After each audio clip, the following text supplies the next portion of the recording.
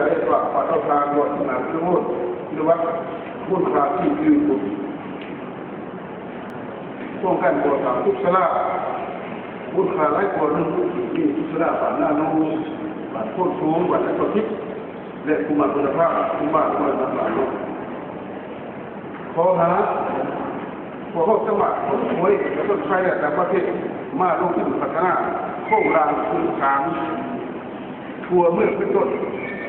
โครงการจากโรงงานตั้งแต่STPหรือตั้งแต่ฝากอยู่พวกหนึ่งแห่งมูลค่า1.6โครงการจากโรงงานน้ำเดิมบริสุทธิ์และน้ำแข็งน้ำใหม่1แห่งมูลค่า1.2